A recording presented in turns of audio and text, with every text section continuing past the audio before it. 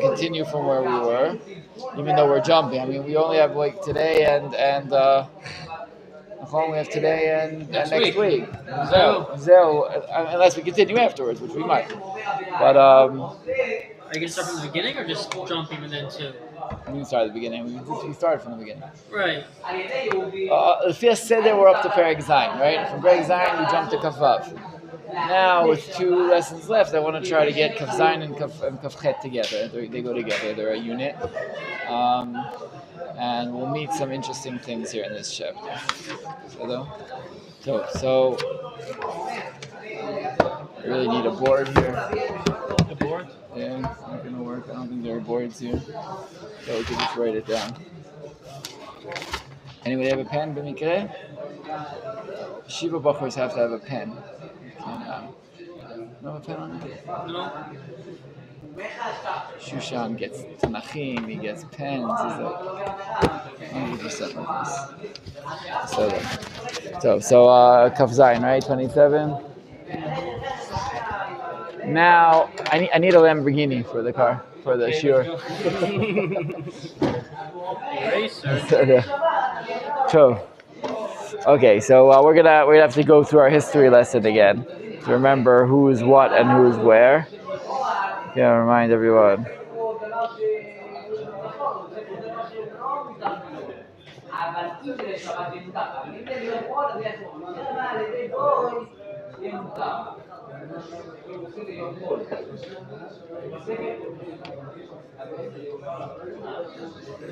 Remind you guys this picture that makes sense to you guys.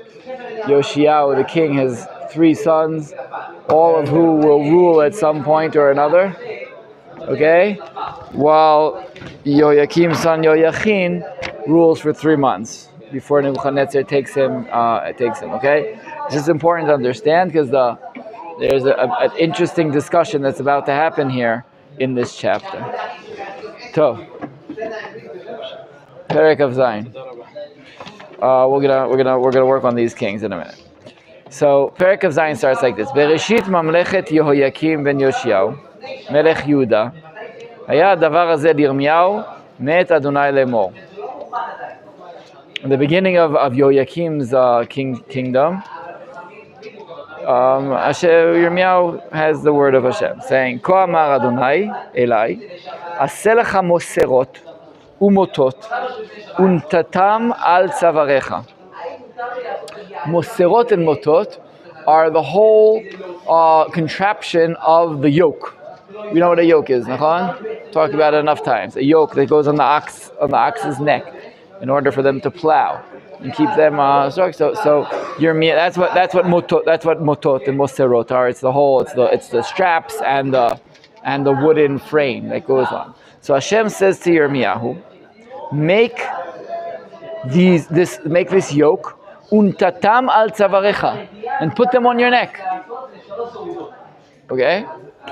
V'shilachtam el melech Edom, ve'el melech Moav, ve'el melech bnei Ammon, ve'el melech Tzor, ve'el melech Tzidon, v'yad malachim habayim Yerushalayim, el Tzidkiyahu melech Yehuda.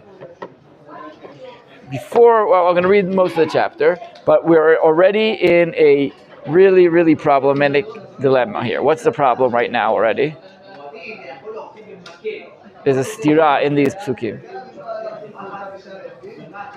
Read them again, read them in English, read them in Hebrew, read them whatever you want to read. Tell me what the stira is here.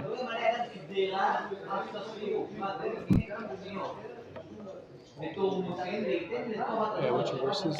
1 to 3. Perek 27. 1 to 3. There's a problem in the verse.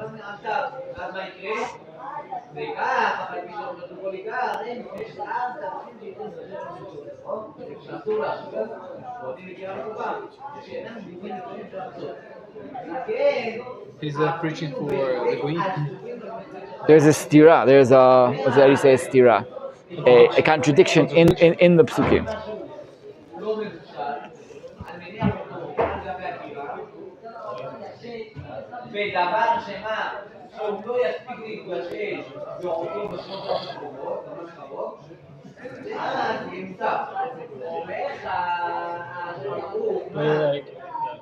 ונתתם על צוואריך, so you like put it on yourself, and then ושלחתם אל מלך אדום. The fact that they're counting the king of Yehuda, What about the king of Yehuda? because the other kings are from other nations. It's not a contradiction. It's something else. It's the two different people. It's a contradiction, mamash. I'll focus you guys. Who is the king of Yehuda? Yoyakim. And he said Tzidkiyahu. Look at the beginning of Pasuk of Aleph. It says, Bereshit Mamlechet Yehoyakim. In the beginning of Yehoyakim's reign. And at the end of Perek Gimel, it says, Habayim Yerushalayim El Tzidkiyahu Melech Yehuda. So, once again, here's our chart, okay? The way it worked was like this. Yoshiyahu, good king, rules for many years, dies, is killed, Yoter Nachon. Okay, you guys see everything? Taran, taran. Alright, so then... Okay, so we have Yoshiyahu, right? First up after Yoshiyahu dies, son number 1, Yehoachaz. He may be a good king, but he lasts for 3 months. Paro takes him to Egypt, he dies there. Paro anoints Yehoyakim, his son. Yehoyakim, another son of Yoshiyahu, makes him king. He's actually older than Yoachaz, but it doesn't matter at the moment. Okay, he becomes king. He rules for 11 years. Right, 11 years Yehoyakim rules. He's a bad king. Bad, very bad king. His son Yehoyachin, see there? There he is. Yehoyakim dies.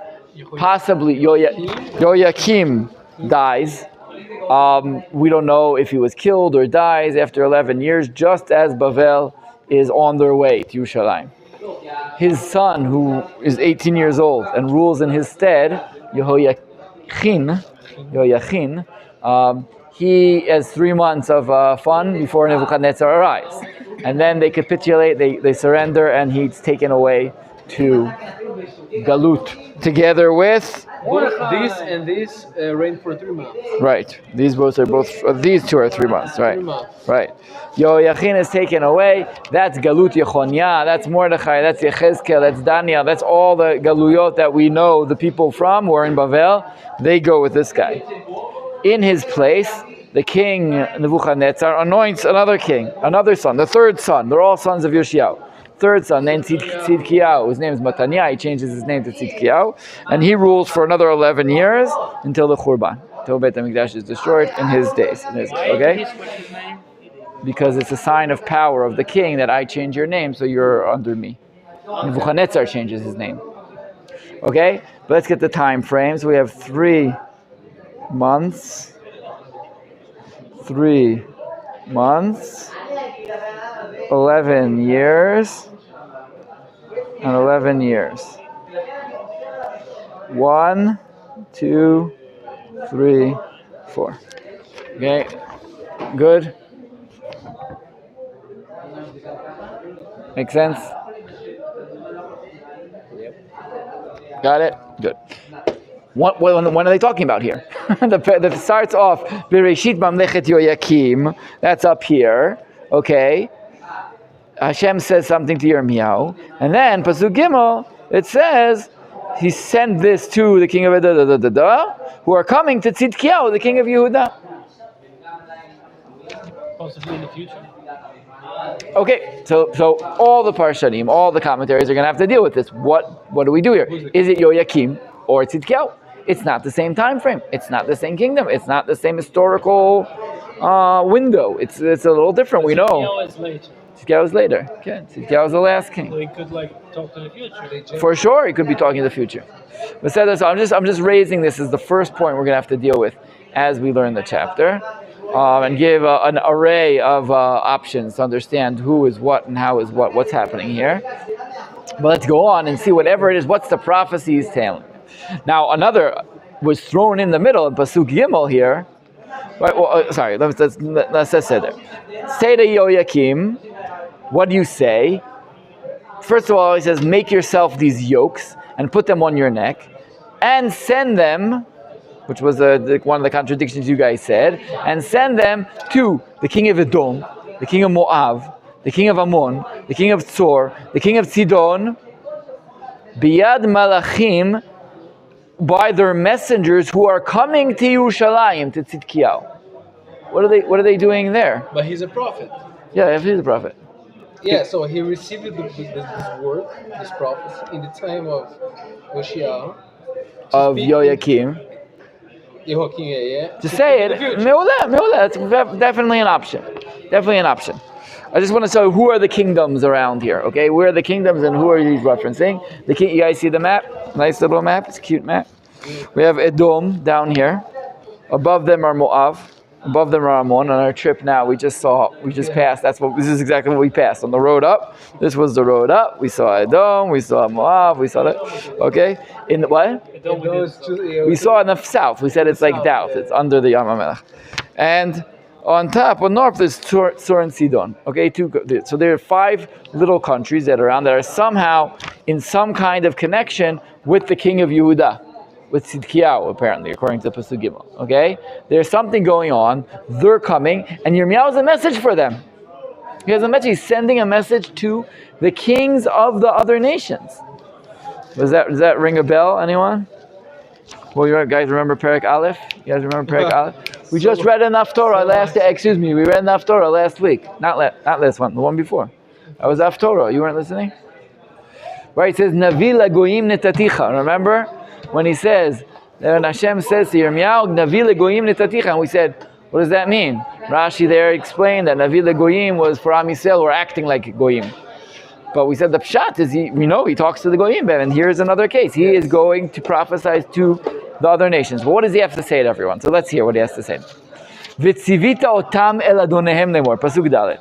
Okay, we didn't solve the problem yet, but we're going to go back to it. Now let's see what the prophecy is to say to them. V'tzivita otam el adonehem lemor. Send them to their masters, in other words, the kings who sent them to Tzidkiyahu. Lemor. Ko amar Adonai tzvaot Eloi Yisrael. Ko tomru el adonechem. This is what you should say to your masters. Anochi, says Hashem, asiti et haaretz, את האדם ואת הבהמה אשר על פני הארץ בכוחי הגדול ובזרועי הנטויה ונתתיה לאשר ישר בעיניי. Hashem says, I made the earth and man and the animals that are all over the earth in my great strength and my strong arm, and I gave it to whoever I wanted to. Asher yashar be'enai. He who is righteous in my eyes. It's not whoever I wanted, he who is righteous in my eyes. It's a nice little opening, right? Ve'ata. Now, Anochi natati et kol ha'aratzot ha'ele biyad Nebuchadnezzar melech Bavel avdi ve'gam et chayat hasadeh natati lo le'ovdo. And you know who's in charge now? Nebuchadnezzar is in charge. He is my servant. He's the one who I said is going to be in charge now. I've even given him the animals in the field. He is that in control. Pshat, I'm saying right now. We'll see it on other Perushim. But Pshat, he's in charge of everything. Everything, even the animals. Ve'avdu oto kol hagoyim ve'et bno ve'et ben bno ad bo et arzo gamu va'avdu vo goyim rabim u'mlachim gdolim. Pasuk Zayin is a great pasuk. It says, you will serve him. All the nations will serve him. And his son, and his grandson. Which we know historically is correct. That's exactly what happens. Nebuchadnezzar has a son named Evil Marduk, and his grandson's name is Belshazzar. Anyone, Belshazzar ring anyone bells? Belshazzar from the Daniel story. From Daniel, the story of the writing on the wall. That's Belshazzar. Yeah. Okay? You guys know the writing on the wall? It's the name of Daniel. No, it says Mane Takel Ufarsin, right? Yeah, the name Belshazzar is the one. He's the king. No, it doesn't say his name. It says Mane Takel Ufarsin. You know the story? I don't remember what it was. So the king is sitting at this and a hand, I think it was a hand. A hand comes out and writes on the wall these words that no one understands what they are. And then he calls Daniel. And Daniel comes in and explains to him what it is, and he dies that night, the king of Babel, and that night is the night that the Persians invade. Did he and like Daniel?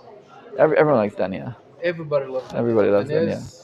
I don't think Ish Hamudot. Isn't that seen yet? Like he was called out by. He's called by Belshazzar. Belshazzar calls him to explain what the writing on the wall means. That's where the word, the writing on the wall, comes from. Amen? I'm not kidding. That's where it comes. It's a term, right? You didn't see the writing on the wall. No one saw the. That's exactly what it means. That's where it comes from. I imagine that's because there's writing on the wall, and that's what it is. Anyway, so that's Bereshat Tzar. That's the end of the Babylonian rule, the Seder, and that's what he says here. That's exactly what Yirmeyahu says. You'll serve him ad bo et arzo gamhu, until the time comes for his land too. Va'avdu bo goyim rabim u'melachim gedolim, and people will make him a servant. Okay, and the things will flip, but that's going to happen in a long time, as we have a long time. Okay. והיה הגוי והמלאכה אשר לא יעבדו אותו, את נבוכדנצר מלך בבל, ואת אשר לא ייתן את צווארו בעול מלך בבל, the king, or the kingdom that doesn't subjugate itself to נבוכדנצר, בחרב וברב ובדבר אפקוד על הגוי ההוא נאום אדוני עד תומי אותם בידו. I will come with the sword and the famine and the plague, and I will take askins, I guess. I don't know. Afkod al hagoy hahu. Right? There's a word askins. You can say that. No, I could I'll punish them. Afkod al hagoy hahu neum Adonai ad tumi otam biyado, until I completely subjugate them under Nebuchadnezzar. In other words, what is he saying to them? Put your heads down, people. Put your heads down. Get it into the yoke. No, no revolts, no independence. Subjugation, Rabotai. This is what is called for now. This is what he's saying. He's saying that he's saying this to the emissaries from the 5 nations that we talked about. They're in Yerushalayim for whatever reason, and he says to them, "Go back, tell your kings, this is the rule. What's going on now? Who knows? How do I know this? Because the person in charge told me." Hashem, right, the first pasuk, who made the world and is in charge of the world, he said, and he gives the land to whoever he wants to give the land. He said, I'm giving the land to my avdi, Nebuchadnezzar. It's a great word, my servant. It's not my slave, it's my servant, Nebuchadnezzar. He's going to be in charge. Why would they listen to a foreign prophet? They don't. It's okay. It's okay. They don't. Israel doesn't listen to them either. They can say like, I have my own gods. We've talked about this many times, how the prophecies are very much like in our day. It's be'emet difficult. He's gonna say it right now. Here, hold on. He's gonna reference exactly what you said. Ve'atem al tishmeu el neviachem ve'el kosmechem ve'el chalomotechem ve'el onenechem ve'el keshafechem. Don't listen to your prophets and your wizards and your dreamers and your soothsayers. Is that what it says? Ananechem? Is that a good one? Soothsayer? Guys, help me out with the English. We're in Pasuk Tet. The 4th one. What does he say? Don't listen to your prophets, sorcerers, dreamers, right? What does it say? Enchanters, diviners. It says onenechem is diviners. Like read out the clouds. Right, and read leonen isn't clouds. It's not clouds. It comes from also to guess. It's like a guesswork kind of thing. Ve'el kashafechem, until your wizards, your sorcerers, your other.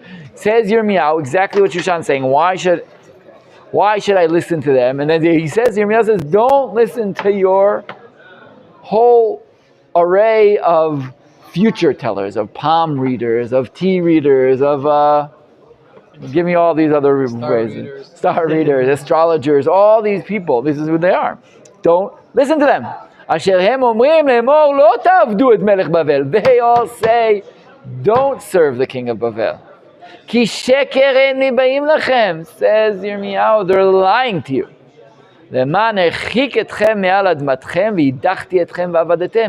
It's all because if you don't subjugate yourself, you will be thrown out of your lands and you will be lost. But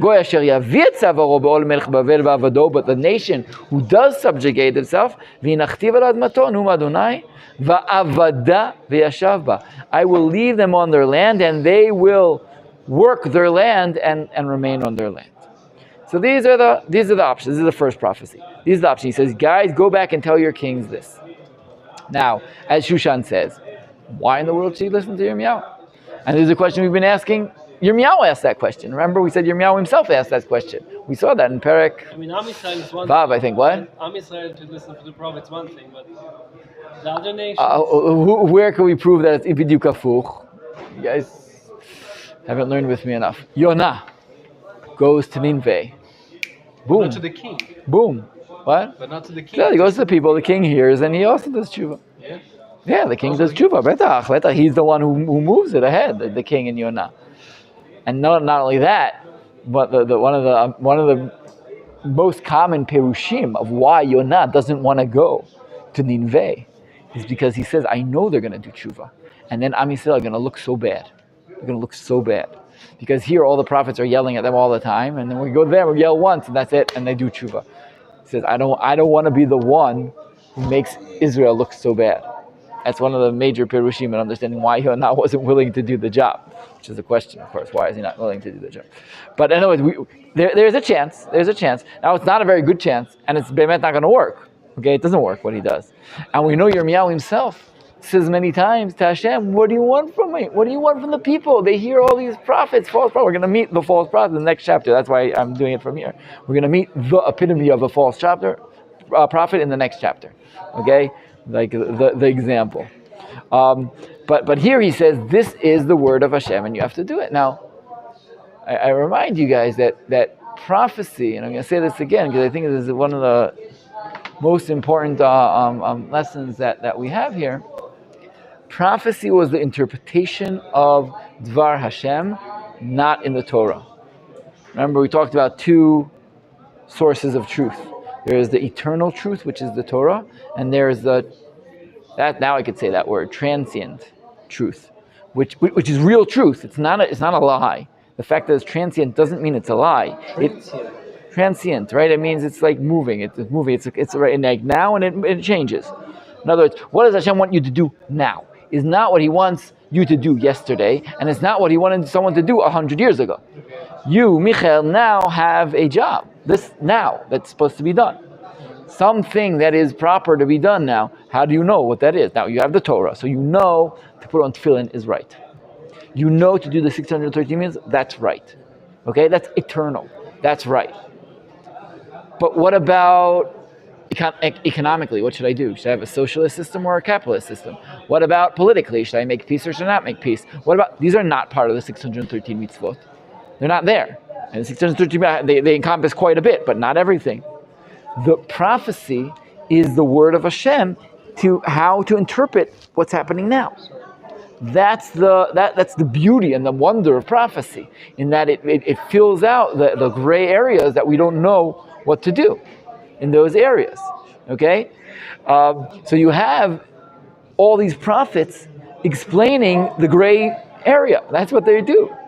And Be'emet, nowadays, who takes the place of those gray areas? Who is it? It's all the politicians and the journalists and the people who come with their opinions. I don't know what they're called. The people who have no, not trolls.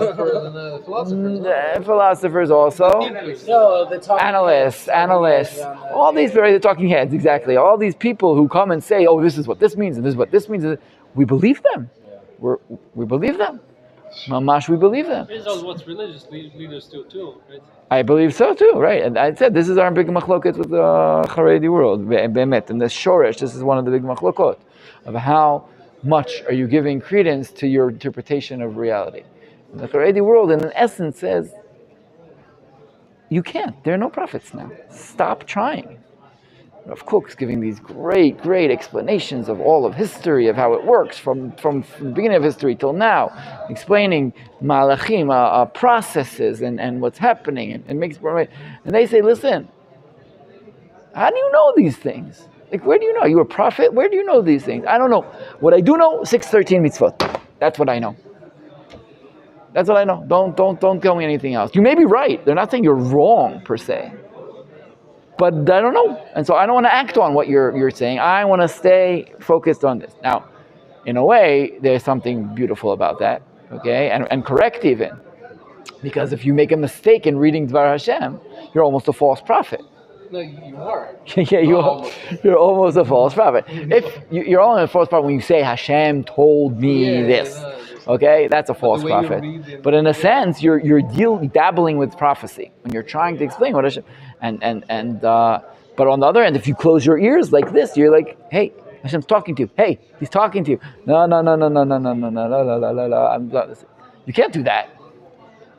This metach is a metach, it's a tension. So he said the prophets are all saying what they're reading the gray matter. They're reading that matter. And Yirmeyahu, unfortunately, is only one of many people who are reading this. Some of them are prophets and some of them are politicians. The politicians, some of them have the chutzpah, but you can understand it, to say, no way, you can't be right. The prophet, you're bringing Dvar Hashem. It's so hafuch than anything we believe in. It's so hafuch than anything that could be that we don't believe it. This is going to be Yirmeyahu's problem. Everyone hates Yirmeyahu because Yirmeyahu says to surrender to the Bavlim. What kind of nationalist, what kind of self-respecting Jew says to surrender? What is this stuff? Ma za davar hazeh? Like Mordechai. What? Like Mordechai, it was also not interpreting, but For sure, Mordechai is in the school of thought of going into politics and trying to maneuver politics. It's a different kind of movement because he doesn't bring in Ratzon Hashem or Dvar Hashem. He's not a prophet in that sense. But they're playing in the realm of the involvement of Hashem in history. That he's playing in that realm also. It's a fascinating realm, trying to interpret what Hashem wants us to do in a greater sense as a nation, in a national scale. Very difficult stuff, very hard to do. By the way, it's a major issue right now, and there are machlokot within the religious society, within the Dati Leumi society, within everywhere we are. There's discussions of what Hashem wants. Now, everyone are good people. Everyone in this whole thing are good people searching for Dvar Hashem. So Hashem wants us to put up a Palestinian flag, is what you're saying? Exactly. That's exactly what I meant. Ezra, what are you talking about? No, that's not what I'm saying. But one second. I'm not saying at all. I'm not Yirmeyahu. I don't know what I'm not saying anything. Yirmeyahu, if he comes and says, put up a Palestinian flag, that's what Yirmeyahu will say. But he didn't say that. He's not there. But you would have these great opinions of someone saying, listen, the way I interpret it, this time we have to bend to America, bend to China. I don't know. Listen, this is exactly this saying. Listen, the great superpower of the time, Nebuchadnezzar, is coming up. You try to fight against him, you're gone. He's going to knock you out. What you have to do is put your head down and accept his surrender. Not forever. They said his son, his son's son. It's gonna. There's a limit to this time, but at this time you have to stop. Who said something very much like this? We're going to learn about him very much. Rabotai. What day is it today? It's almost Erev Rosh Chodesh Av, right? Who was this kind of a voice in Beit Sheni? Rabbi Yochanan ben Zakkai. Rabbi Yochanan ben Zakkai says, we're not going to beat the Romans. We can't. We have to surrender. That's what he says. And he's endangered. They're going to kill him because of that. We'll learn this, Be'ezrat Hashem. We'll learn it in class in Agadah. But Yeah, I remember that whole story. yeah, fair. It's a huge story. They had to bring him out in a coffin. Exactly. They're going to kill him. They were going to kill him. They said, are we sure he's really dead? Let's put up a spear in the coffin and see what he's going to do. Like, are you going to disrespect your dead Rabbi by doing that? It's like, okay, then why don't you just let us carry it? Push it. They just want to push it. Or push it because if he's dead, it'll be heavier. If he's not, it'll be less heavy. Machon, that's it. Wait, hold there. You're right, Ezra. That's the story I'm referencing. But in other words, these voices appear in history. Rabbi Yochanan ben Zakkai is seen as right per se, even though who doesn't agree with him? Rabbi Akiva. Rabbi Akiva gets mad at so who is right? Not only that, Rabbi Yochanan, right before he dies, right, he says there are two paths before me. One goes to Gehenom and one goes to Gan, and I don't know which path I'm going to go on. Because he's not a prophet, and he doesn't know. He had to make the decision in the gray area by what he understands to be Ratzon Hashem. History has vindicated him, but at that time, who knows? Maybe there'll never be another Yerushalayim. Maybe Rabbi Yochanan he till his dying day, he didn't know if he was right or not. It's amazing. It's amazing. So in this point of time, you have these prophets saying all kinds of interesting things. Yirmeyahu was just one of the prophets saying one of the things for their purposes. In other words, we read Yirmeyahu as Yirmeyahu Dvar Hashem, but there was Yirmeyahu him, and there was Hananiyahu and Bidadyahu and Babdadyahu. There were lots of Yahu's going around saying all kinds of things. Most of them were saying everything's going to be okay. That we've seen already a couple times in the prophecies here. Everything's going to be okay. That's Mechael Hashem, right? That was Perek Zayin. And that's what Yirmeyahu says, no, it's not. And everyone can't stand him. Because it's so much nicer to hear that everything is going to be okay. Anyway, so he says to these nations, and Be'emet, why would they be convinced? We don't know why they'd be convinced, but Yirmeyahu is trying. He's trying. He's saying, please understand this is the word of Hashem. This is the right connection. This is the right political analysis. He is coming, Nebuchadnezzar, and he's going to be here. And you're either with him or you're dead. That's pretty much what the options are. You're either with him or you're going to disappear from the lands.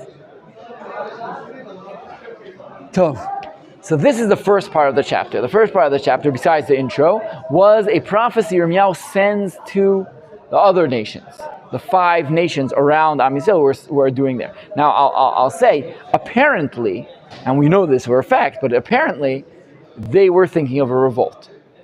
Okay, the 5 nations that come to Yerushalayim are getting together to try to stop Nebuchadnezzar's advance, or if it's talking about Tzidkiyahu's time later, to push off the Nebuchadnezzar. Nebuchadnezzar just captured them not a long time ago.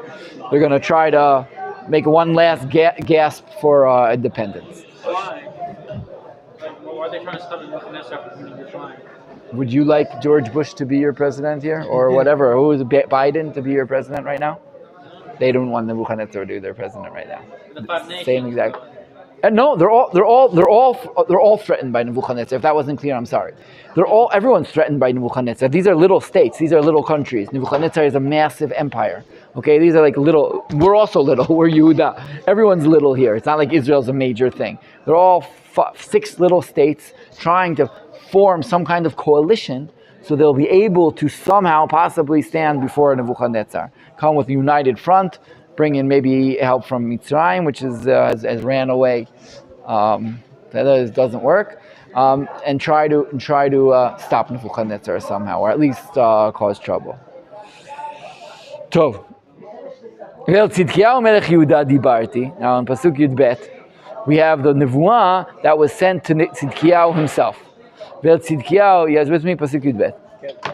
וצדקיהו מלך יהודה דיברתי, ככל הדברים האלה לאמור, הביאו את צוואריכם בעול מלך בבל, ועבדו אותו, ועמו וחיו. So he said that Tzidkiyahu, the king of Yehuda, he also spoke all these words, saying, bring your necks in the yoke of Melech Bavel and serve him and live. למה תמותו? אתה ועמך בחרב ברעב ובדבר, כאשר דיבר אדוני אל הגוי אשר לא יעבוד את מלך בבל. Why should you die? Like Hashem said will happen to anyone who doesn't serve the king of Bavel. ואל תשמעו על דברי הנביאים האומרים עליכם לאמור לא תעבדו את מלך בבל, כי שקר הם נביאים לכם. So this is already talking to Am Yisrael. He's talking to Tzidkiyahu. He's saying to the other kings, I've already said this to Tzidkiyahu. I've told him, you must subjugate yourself and stop listening to the prophets. Now listen, remember the whole list of prophets he gave to the Goyim? The Nevi'im, the Kosmim, and the Onanim, and they're not, that's not in Am Yisrael. Am Yisrael, they're just prophets. Okay? כי שקר הם ניבאים לכם, כי לא שלחתים נאום אדוני, והם ניבאים בשמי לשקר, למען הדיחי אתכם ועבדתם אתם, והנביאים הניבאים לכם. Said they're lying. I haven't sent them, these prophets, and they're using my name in vain. כן, ניבאים בשמי לשקר, למען הדיחי אתכם, in order for me to push you out. How does it translate הדיחי אתכם? The middle of Pasuk Tetvav, 15. In order that I shall, the middle of Pasuk Tetvav, 15. Push out is a good translation. What? Push out is a... Push out. Drive you out. Drive you out. This word, drive you out. Va'avadetem atem v'neviim anibeim lechem. You'll all die. You'll all go out. So here, first of all, the prophets are also going to be lost. Okay? In other words, the other prophets are just... And there's a difference between what he said to Tzidkiyahu and what he said to the other nations. The other nations said, stop listening to them. They're lying. Okay, but they have no unique punishment to them because they're going. That's how they do. They do things. They have soothsayers and they have astrologers and they have all kinds of things. Yirmeyahu doesn't have an esek with them. Who he does have an esek with, who he's dealing with, who has business with, is with the Nevi'im here. It says they're lying. They're using Shem Hashem. They will not. They won't last. They're going to die. These prophets. You're all going to die if you don't listen to us. You're all going to be in trouble. But they themselves, they bear a very large amount of responsibility. The Nevi'ei Sheker, because a Navi, his job is to interpret correctly Dvar Hashem. And when you're playing with fire, a prophet who does not give Dvar Hashem meduyak, exact, is playing with real fire. Rabotai, the Rambam, when he says, why Moshe Rabbeinu was punished when he hits the rock, it wasn't because he hit the rock, according to the Rambam, it's because he got angry. And anger, it's not just because he got angry. The Rambam doesn't end there. It says, and the people thought Hashem was angry if Moshe was angry. Because Moshe is the prophet. And Moshe projects Hashem to the people. So they thought that Hashem was angry, and Hashem was not angry. And in that way, Moshe Rabbeinu almost is on the rule of false prophecy, in a sense.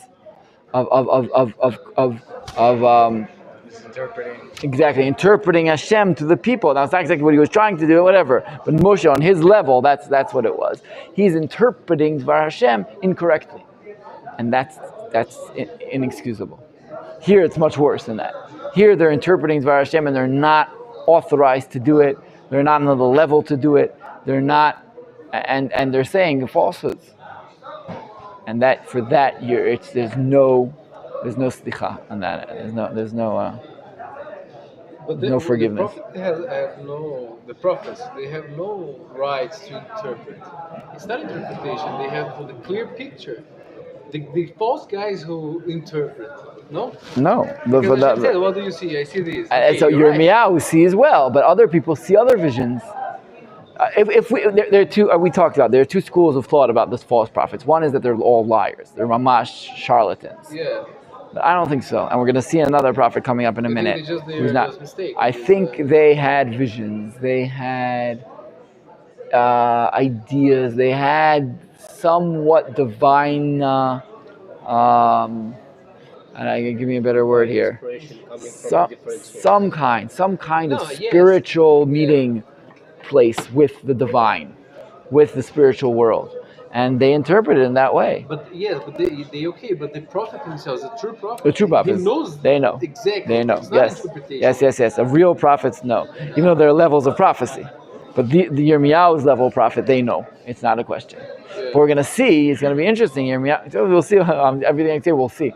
Next chapter is we'll see the real meeting with the false prophet. We'll see how it does. It's one of the most important prakim in Yirmeyahu, where you actually see live what it was like to deal with a false prophet. Okay, but so let's continue here.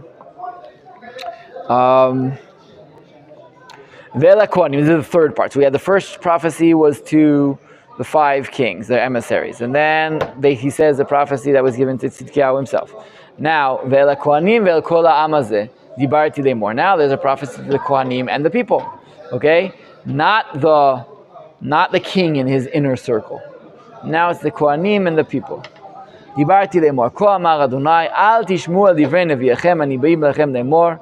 Hine klei beit Adonai mushavim mibavela ata mehera ki sheker hem ani ba'im lachem. Oh, here we suddenly have a content of one of the prophecies that the goyim were saying, and the goyim were saying, the Nevi'im were saying. The false prophets. He says, don't listen. He tells the quanim and the people, don't listen to the prophecy that says the vessels of Beit Hashem are coming back from Bavel soon. Ki sheker hem ani ba'im lachem. Al tishmu alehem, yivdu et melech Bavel v'chiyu, lama ti'eh yer zot charava. Says, don't listen. But now we hear the content. The prophecy was the vessels of Beit HaMikdash will return. The vessels of Beit HaMikdash will return. Don't worry, they're coming back.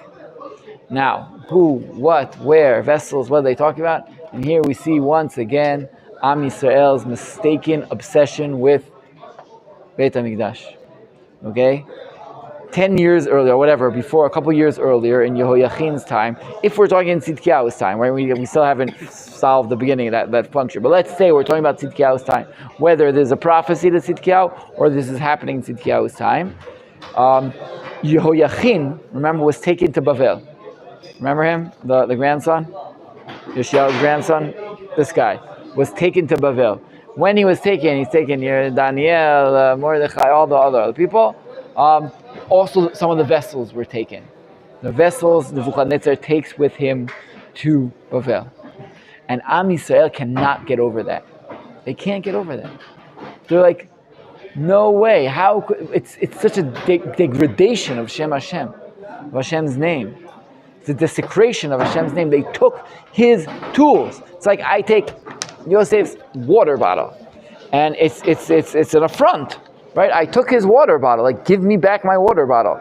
If I take it, I'm taking something from him. I'm taking him almost.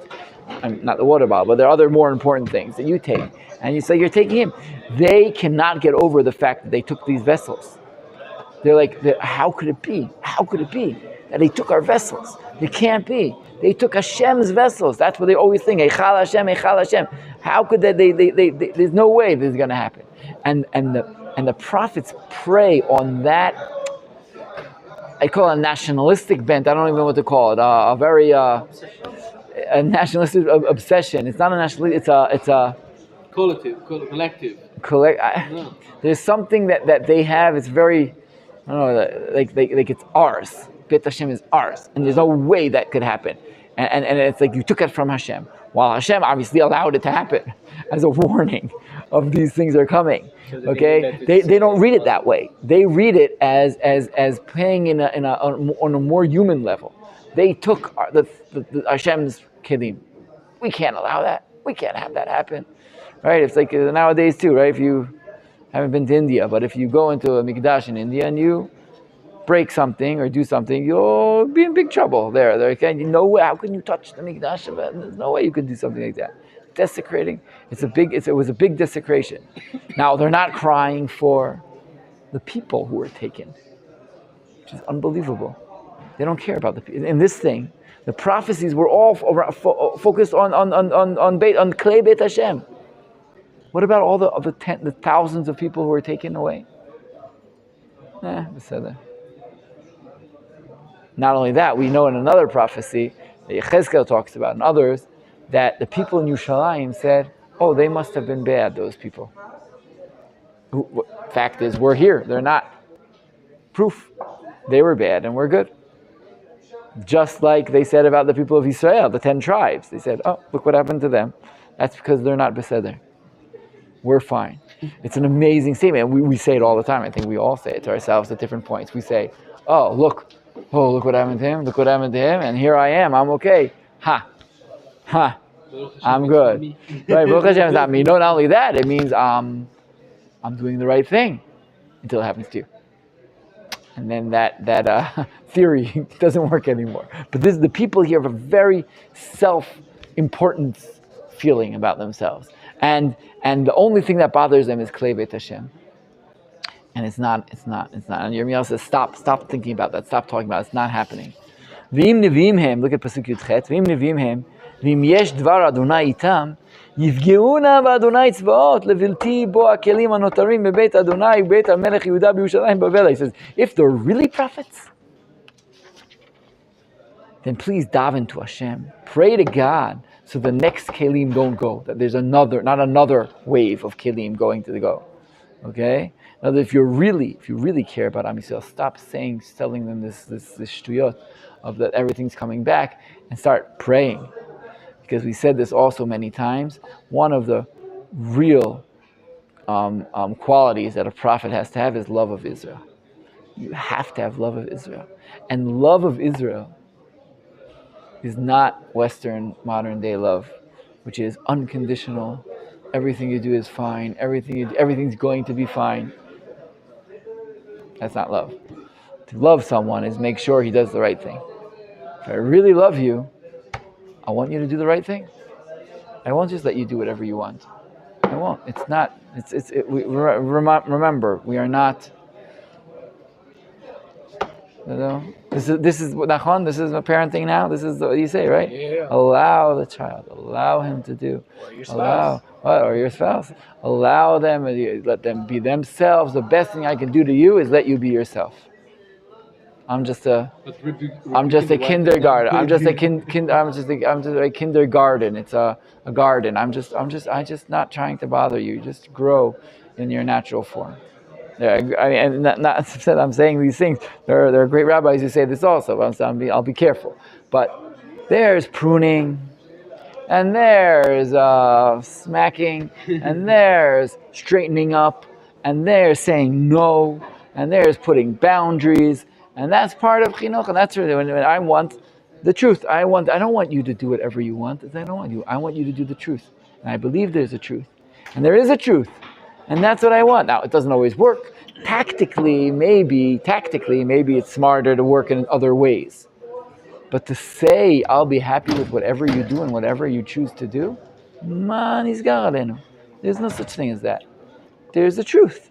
And there's what we want to happen. And Yirmeyahu, it says, you prophets, if you really want to help Am Yisrael, if you really love them, stop selling them what they want to hear. That's not good for them. It's not going to help them. We're going to all end up being engulfed by Nebuchadnezzar because they're going to revolt. They're going to think everything's going to be okay, and they're going to win, and you're going to lead to total destruction and annihilation. If you really cared about them, start davening for them, start praying for them, and stop saying what these shtuyot. You know? Here's what he says to the prophets and to the people. Ready? So here comes the prophecy. The real prophecy for the kelim that you guys want so much, for the vessels of Beit HaMikdash that you guys are so scared about. Listen to what's about to happen to them. Kicho amar Adonai Tzvaot, pasuk Yutet, 19. El ha'amudim ve'al hayam ve'al ha'mechonot ve'al yeter ha'kelim ha'notarim ba'ir hazot. To the pillars and the yam. You guys know what the yam was? The yam was the massive sink, but it was massive. It was Shlomo built it. It's like massive. It's like a big pot. That's what it looked like. A big round pot that had like a lot of water. That for all the uses of Beit HaMikdash. We saw that where this. You can't. No, it hasn't been made yet. You may have seen a replica of it, but it's not. It's huge. It's massive. No one's made it yet. And you went to the Machon Meir. You went to the place with the vessels of the Mikdash. No. No, you haven't seen that yet. Made a kiyol. So the kiyol is small, but Shlomo made so it's called the yam. It's a big thing. Okay, Vala mechonot. These are mechonot. These are like little, like sort of trolleys that were used to move things in the Mikdash. Also under the yam. Val yeter kelim anotarim, and the rest of the vessels that are remaining here that haven't been taken yet. Asher lo lekachan Nebuchadnezzar melech Babel galuto et Yechonia, right? That hasn't been taken yet by this galut. Yoyachin, Yechonia, it's the same guy. Ben Yoyakim melech Yehuda Mishalayim Bavela. Vet kol chorei Yehuda v'Yerushalayim, and all the leaders of Yehuda and Yerushalayim that he hasn't taken. Kiko amar Adonai Tzvaot Eloi Yisrael al hakelim hanotarim Beit Adonai Beit Melech Yehuda v'Yerushalayim. So says Hashem to these vessels, Bavel Yuvau. They're going to Bavel. They already have a one-way ticket. They're going to Bavel. Veshama Yu, and they will remain there. Ad yom pokdi otam, until the time comes for me to remember them. Neum Hashem ve'litim ve'shivotim el hamakom hazeh. When I will return them to this, I will raise them up and bring them back to this place. In other words, they're going. Also, they're going. You're going. Everyone. It's not going to work. That's the end of this chapter. Okay, that's the end of this chapter, and this is Yirmeyahu putting out there in maybe the clearest way. In this chapter, he says it the most clear, what you have to do now. What is the political reading of the time? The political surrender. Complete and total submission to Nebuchadnezzar. Don't even try anything else. And it comes from the religious foundation that Hashem is in charge. He made the world, and He gives the land to whoever He deems fit. Asher yashar be'enav. Who is correct in his eyes, or does the correct, or is righteous in his eyes.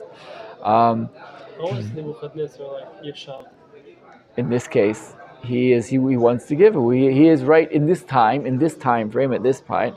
He is his avdi. He is his ma'aseh. Now, avdi is very often. It's a very interesting tool. Now, I don't want to open up the Tanakh now too much, but I'll tell you guys. There's other people who are called avdi in a sense. in Yirmeyahu, 100 years before this. 100 plus years before this. Cyrus. What? Cyrus. Sancheriv. No, Cyrus is later. Cyrus is Paras. Ken. He's also called. He's also Avdi. Ken. Nachon. Koresh Avdi. That he's called in Yirmeyahu, bemet. Nachon. And also my Mashiach. Yirmeyahu. Right. Nachon. Mishichi. My Ken. servant. So, well, one second. But when Ashur is coming to attack, now Ashur thinks he could do whatever he wants. Okay, the king of Ashur, Sancheriv, the king of Ashur, and Yirmeyahu has a critique of him. Okay, he says it's not beseder, but he says he's also my avdi. He's coming to do what I want him to do. He's going to cut down all the bushes that need to be cut down. He's going to kill all the people who have to kill. He's going to conquer everything that needs to be conquered. The fact that he thinks it's all him, then he has his own, Hashem has his own cheshbon with him.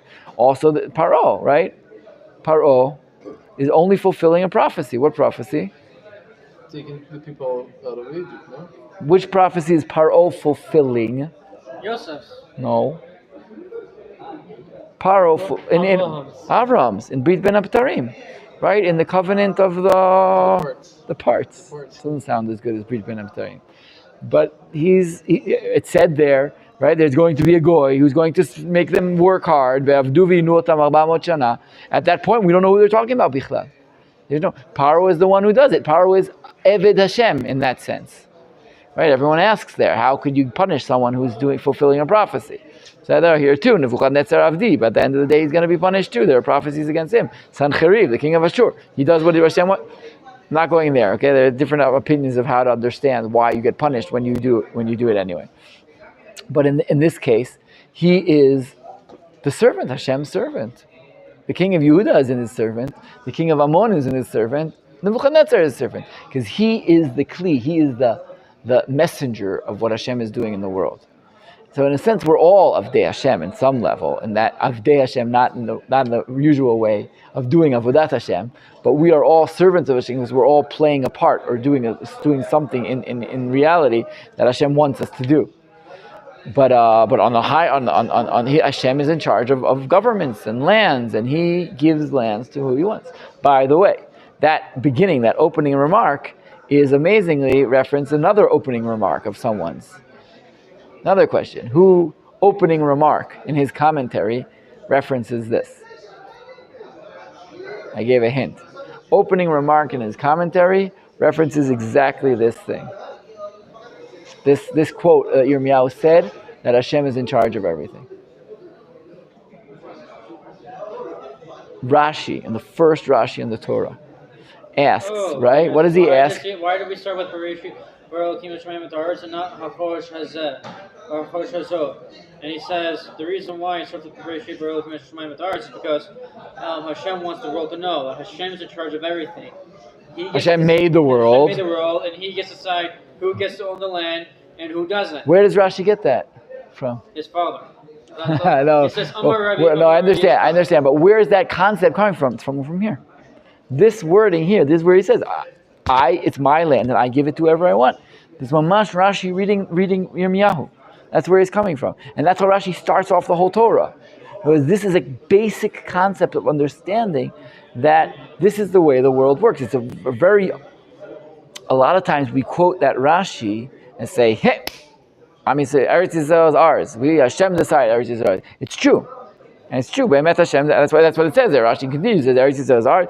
The Goy, he says in the future the Goyim will come and say, you stole the land. It's like Rashi was, it's such a prophecy. It's like so meduyak, right? In the future the Goyim will come and say, Gzulahi biyadchem. The land is stolen in your hands. And you will say to them, Bereshit bara Hashem et hashamayim v'haaretz. Hashem made it. He can decide who to give it to. Don't come to me with statements of legal rights. Who is it? Hashem decides. And He gave it to us, Tam Yisrael. That's one reading here. But another reading here is understanding that it's not so pashut. Hashem will decide who He gives it. Sometimes He does give it to other people. Like now. He's going to give Eretz Yisrael to someone else, not to us. In other words, the fact that not forever, not forever, for sure temporary. But it can happen. This thing can happen. So we have to go back and read that Rashi. It's true that Hashem gives it to whoever He wants, and He decided to give it to Am Yisrael. But Am Yisrael also has an obligation to serve Hashem on the land, otherwise they're also in trouble. Beseder? Beseder.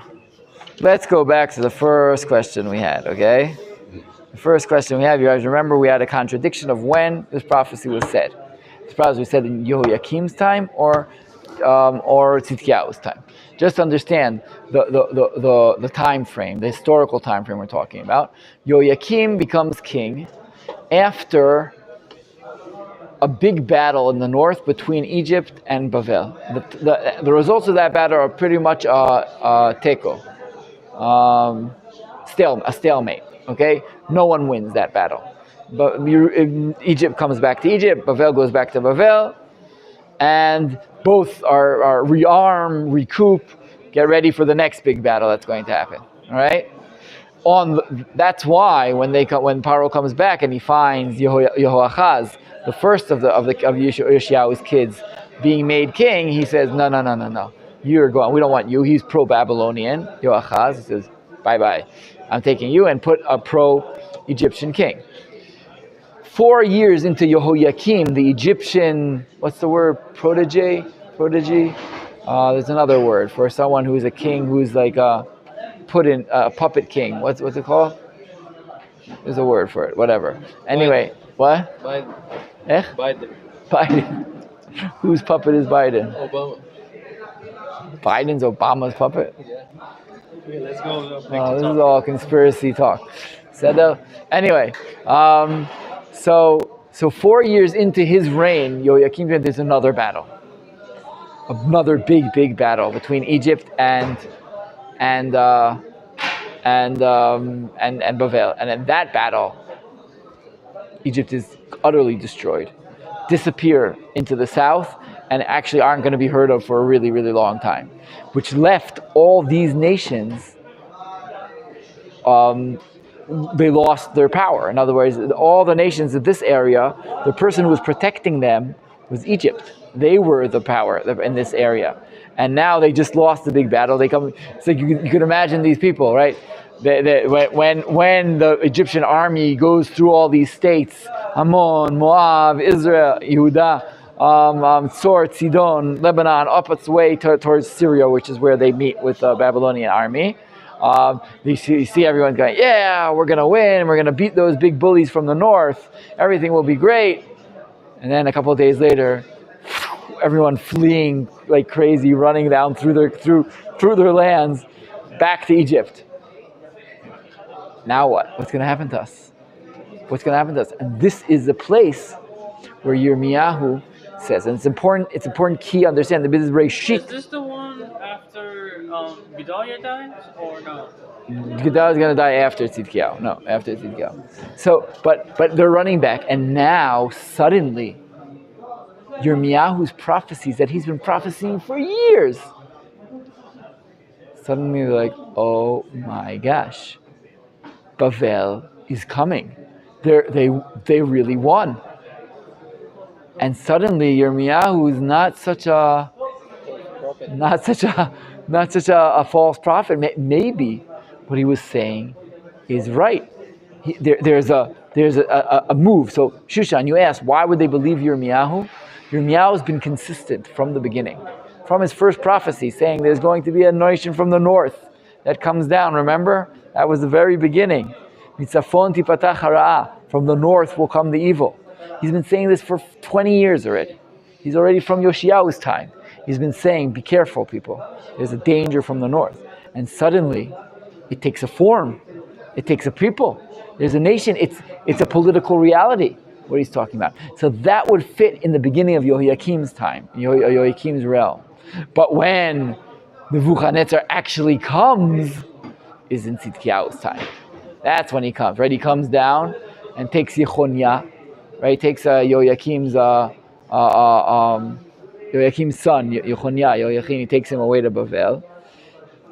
And then he's threatening, he comes again in Tzidkiyahu's time. That's where the threat really is present.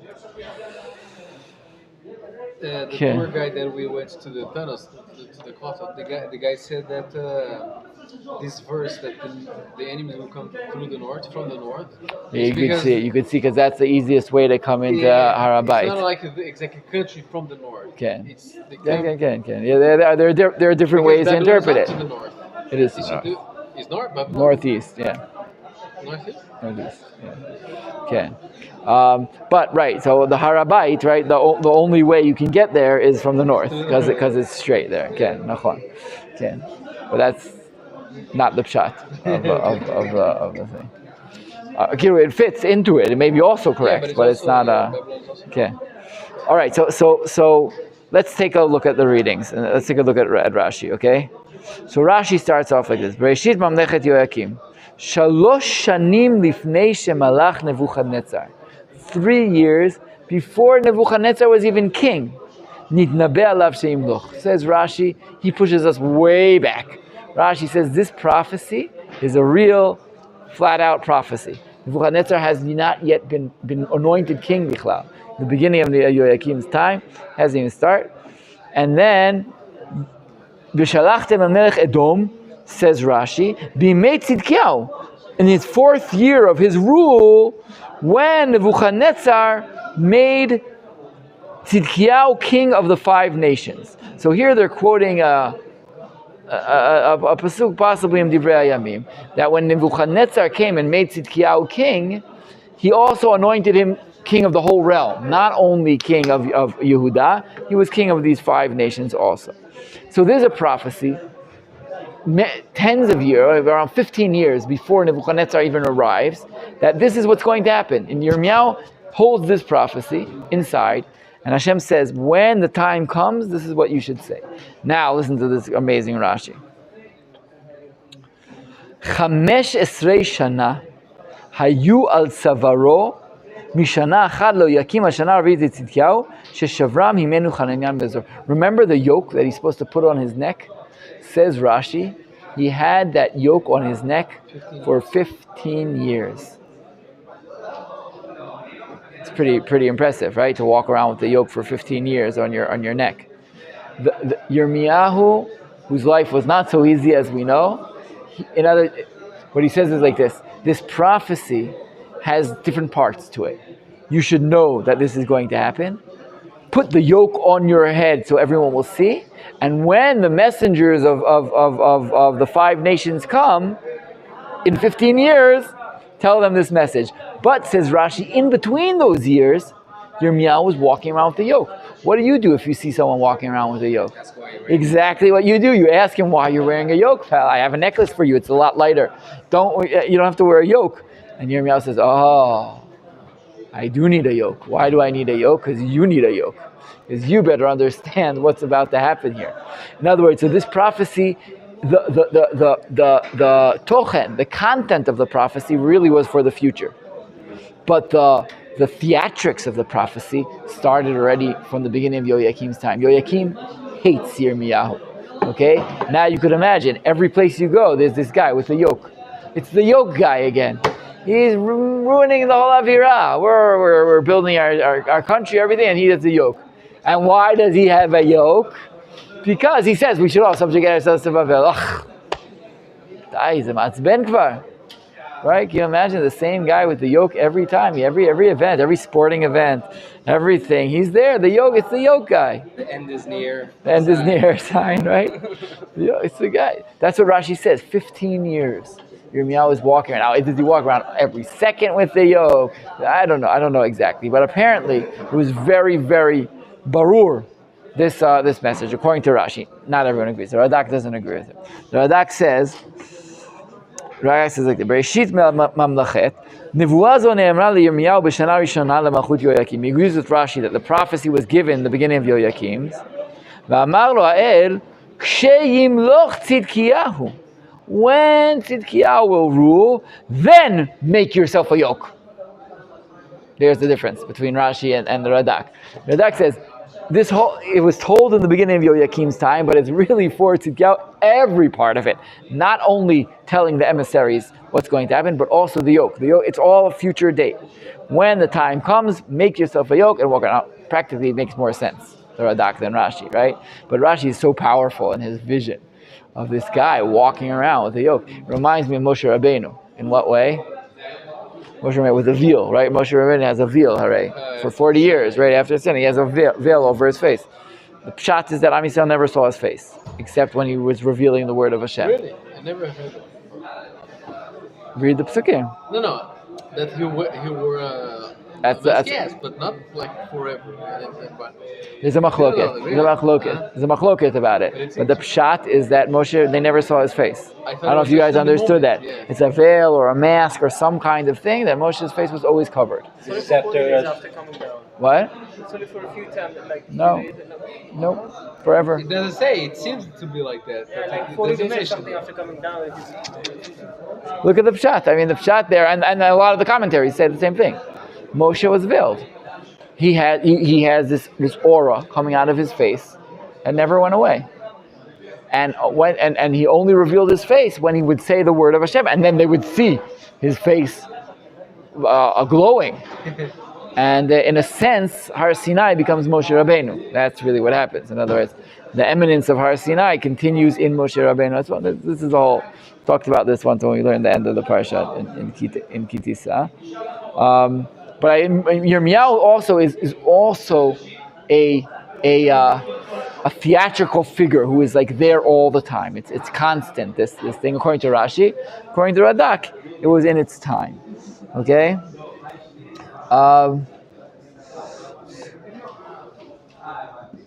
So he says, Uma shene'emar lo nevuat, the Radak says, why was this said to him in the beginning of Yoyakim's time when it's really only for much, much later? Kedei sheyeda Yoyakim she'atid limloch Nebuchadnezzar shelo yiftach Yoyakim b'melech Mitzrayim shehimlicho. Says the Radak, this is, even though it's in the future, it's going to be in a long time, Yoyakim has to know that he has to stop trusting Mitzrayim. He has to stop trusting the person who anointed him, the king of Egypt, Paro Necho, and you have to change your alliances to Bavel. It doesn't work. None of this works. None of this is going to happen. But this is what he's trying to do. I will tell you guys that there's so the Mechael changes the words. It says it's not really Yoyakim, it's Tzidkiyahu. What we read in the beginning, Pasuk Aleph, is a mistake. It's not Yoyakim, it's Tzidkiyahu. Mistake? Says the Ibn Ezra. What are you talking about? The Ibn Ezra quotes someone who says Ibn Ezra 1,000 years ago. Someone raises that option. And he's like, are you out of your mind? You can't say that. You can't say that. The Chokrim nowadays, that's what a lot of them say, the researchers, the biblical researchers in the universities, it's clear. Why do they say that? It was so nice what Shushan said. He said it's a prophecy. Prophecies are for the future. It makes sense. But a lot of modern day commentators, they have trouble with believing that someone could know the future. So they always say it was a present day discussion. But we know Yirmeyahu was saying the future for years and years and years. What's going to happen? The Ibn Ezra says, in even his days, there was someone who says maybe it's not Yoyakim, it's Tzidkiyahu. It makes sense that it's Tzidkiyahu, by the way, because this event of the 5 kings is in Tzidkiyahu's time. That's when it happens. And later in the story, we'll see that it really happens. Next chapter, we'll see it was an event, a known event. But so what? So it was said before, and it happened then. I mean, with prophecy, you have no problem with future and past. So the Ibn Ezra gets really mad. The Malbim does a salat. Look what the Malbim does. The Malbim makes a salat, and we're going to stop with we will stop there. Okay, the Malbim says like this. It says, we're forced to explain the pshat of it. Now, he understands there's a problem here. When is this happening? We have to explain.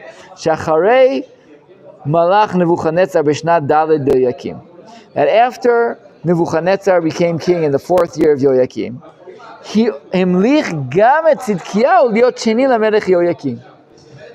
anointed Tzidkiyahu also. At the same time as Yoyakim was king, Tzidkiyahu was also anointed as a king. So basically there were like a double king. There was a king, exactly, an overlapping, or a king and a second in command. So then maybe at this point of time, the emissaries of the nations came to Tzidkiyahu. Even though Yoyakim is king, they came to Tzidkiyahu. So they're at the same time, Be'emet. He was also dealing with kingship matters. And they called him the king of Judah. He wasn't really the king of Judah, but they called him the king of Judah because he was second in command. And they wanted to join with him to revolt, and they said no. So the Malbim sort of like shifts them together. Which, now the Malbim's a little harder, but he's trying to. That one. He's very good. I'm saying it's fascinating. In my mind, I always like the commentators and the different options of trying to figure out how to do it. So in a sense, we saw three different options: the Radak and Rashi, and they each have their own little nuance about the yoke. And the Mechael will say the biblical criticism who say it's a mistake and it should be really Tzidkiyahu. It's not Yoyakim at all. And we have the Malbim who puts them together. He says no, they were ruling at the same time. Yoyakim was one and Tzidkiyahu was two.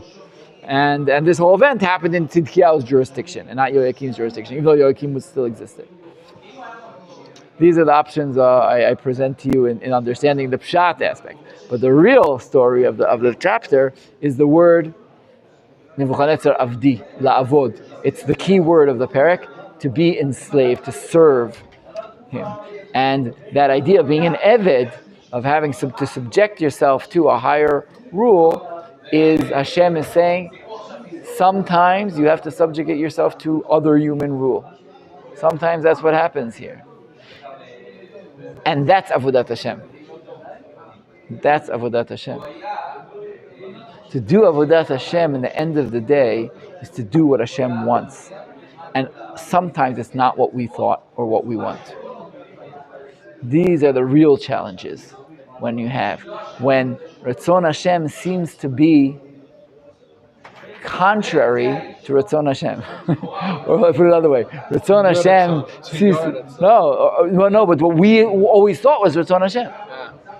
We thought Ratzon Hashem was X, to live in Israel, the Machon, to have a king, to have a sovereignty. We thought that was Ratzon Hashem. We didn't think we're doing a Chiloni act. We thought this was a religious act. And here they're coming to say, no, subjugate yourself. You have to become an Eved to Hashem. An Eved to Hashem sometimes means to be an Eved to an Eved. Sometimes that's Avodat Hashem. Avodat Hashem is the subjugation of man to Ratzon Hashem. What is Ratzon Hashem? That's a problem, as we've seen. But when Ratzon Hashem is to subjugate yourself, then you have to go over that. We see the same story in the Ma'apilim. It's mamash very much like the story in the Ma'apilim. At the end, after the sin of the Ma'apilim, the sin of the spies. Right after the next day, what did Am Yisrael say? We're going up. After they're punished and said they're going to be in the desert for 40 years, they get up and say, no, we're going to go to Eretz Yisrael. Chatanu, we've sinned, we understand, we're going to do it. And Moshe says, no. But a second ago, that was the biggest mitzvah in the world, to go to Eretz Yisrael. They're changing it, they're rectifying. What's wrong? Because now Ratzon Hashem is not to go to Eretz Yisrael. A day ago it was to go to Eretz Yisrael, but now it's not. That's Ratzon Hashem as being projected to Moshe, right? They say we're ready to go. Moshe says no. Hashem says no, you're not going. But it's a mitzvah midoraita to go to Eretz Yisrael. Sorry, not now. It is a mitzvah. We're not mevatel the mitzvah, but not now. It is a mitzvah to have a nation and have a king and have a thing. Not now. That's listening to Ratzon Hashem. That's why it's so confusing and so dangerous / exciting / challenging. Understand? Tov, Yishal Koach. Be'ezrat Hashem, on Sunday, next Sunday, we will meet Hananiah ben Azur, the prophet from Givon, and we'll see just how hard it is to deal with someone who's going to be saying Ratzon Hashem.